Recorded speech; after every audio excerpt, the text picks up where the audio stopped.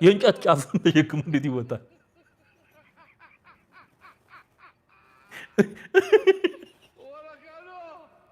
እኔ እኮ በቃ ላለመሳቅ ጥረት እያደረኩ ነበር ምገባው፣ ግን በቃ እንዴ ጠረጴዛውን ተሸክመ ከወጣ ወንበሩ ለምን ይቀራል? ይዘውጣ። አንድ ጊዜ የሆኑ እብዶች ሰብሰብ ብለው ግሩፕ ፈጠሩና በቃ ረጅም እንጨት አዘጋጅተው ስሎጋን በዶሲ እና ሰዎቹ በሙሉ አብደዋል አሉና በትንሽ ወረቀት እንጨቱ እኮ ርዝመቱ ልነግራችሁ አልችልም እላይ ነው እዛ ጽፈውበት ለጥፈዋል እና ድምጻችን ይሰማ እያሉ ወጡ። ድምጻችን ይሰማ ጩኸታችን ይደመጥ እያሉ ወጡ እና ታማሚዎች ናቸው። በኋላ ፖሊስ መጣና በሉ እስቲ እንጨቱን አውርዱና የታል ምንድነው የምትፈልጉት? አይ ጽፈነዋል እዛ ላይ የተቀመጠው ጫፉ ላይ ዘቀሉት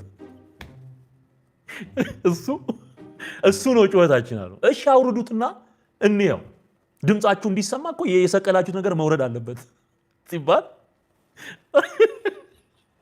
እነዛ አብዶች አሉ እንጨቱን ሲያወርዱ ረጅም እኮ እንዲህ ሲያጋድሙት አንዴ እዛ ድረስ ተጉዞ ሄዶ ደረሰበትና ፖሊሱም ህብረተሰቡም የነዚህ ሰዎች ጩኸት ምንድነው ብሎ ቀርቦ ሲያየው የእንጨቱ ጫፍ ይላል።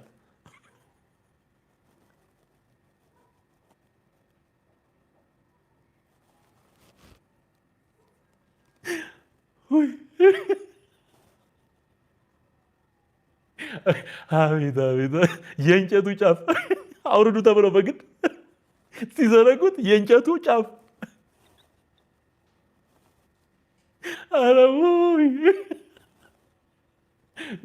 እንዲህ ነው የሆነው። አገራችን እንደዚህ ነው የሆነችው። እንዲህ ነው የሆነው። ሲወርድ ምንድነው ውስጡ ይኸው አሁን መነግራችሁ ነው ያለው። ውሸቱን ነው እየወጣ ሊቀላምደው ስፔሻል ነገር እንዳለው አድርጎ። በነገራችን ላይ ራሱ መሰዊያ ብለው ያመጡት ኮንሰፕት ጠረጴዛ፣ ማዕድ እያሉ ስም እያወጡለት ነው። አሁን ባይዘው በጣም እያሻሻሉ ነው። ለውጥማ ይመጣል እና ጠረጴዛ መሆኑን አምነዋል። ጠረጴዛ መሆኑን ካመኑ ዲያቆናት ንጹሃን እላቅለሉ ክነፊሆሙ ለተልእኮ ምስጢር በዲበዛቲ ጠረጴዛ እና ተልእኮ እንዲከናወን የሚፋጠኑ ዲያቆናት በዚያች ጠረጴዛ ዙሪያ የሚፋጠኑ ይላል ግዕዙ ማለት ነው። ሰዓታት የሚባል ላይ እና በዲበዛቲ ጠረጴዛ እና ያቺ ጠረጴዛ የሚለው ግዕዙ ጠረጴዛ ናት ይላል። ማቅረቢያ ነው ማዕድ ነው እያሉ ነው። ኦኬ በዚህ እንኳን ትርጉም መሰረት ስትሄድ ጠረጴዛ ተሸክመ ትወጣለህ ወይ ነው። ጠረጴዛ ተሸክመ ትወጣለህ ወይ? ጠረጴዛዬን እዩልኝ ይባላል። አሁን ለምሳሌ ዳይኒንግ ቴብል አለ ቤት እንግዳም ሲመጣ ዳይኒንግ ቴብል ላይ ቁጭ ብለህ ወንበርህን ይዘህ ጠረጴዛው ከፊት አለ እንጀራ ተቀምጦልህ ትበላለህ። ለዚህ ጠረጴዛ ክብር ይገባዋል ብለህ ተሸክመ ትወጣለህ? ተሸክመው ትወጣለህ ጠረጴዛው? እሺ ሜንሳ የሚባል አለ አሉ። ሰሞኑን ደግሞ የሆነች ተረት ጀምረው ሜንሳ የሚባል አለ አሉ እና ግብጾችም የሚጠቀሙበት አለ የላቸውም። ባይዞ ታቦት የሚባል ነገር የላቸውም። አሰማችኋለሁ። ከዚህም በፊት እኔ ያቀረብኩትን ነው እነሱ መልስ ለመስጠት እየሞከሩ ያሉትና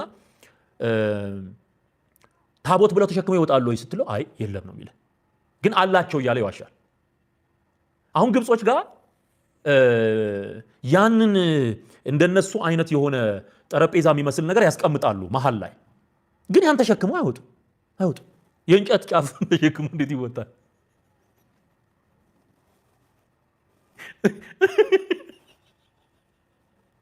እኔ እኮ በቃ ላለመሳቅ ጥረት እያደረኩ ነበር ምገባው፣ ግን በቃ እንዴ ጠረጴዛውን ተሸክመ ከወጣ ወንበሩ ለምን ይቀራል? ይዘውጣ።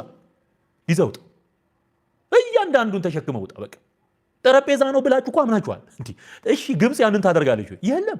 ራሻ ኦርቶዶክስ የለም። ኦኬ አርሜኒያንስ የለም።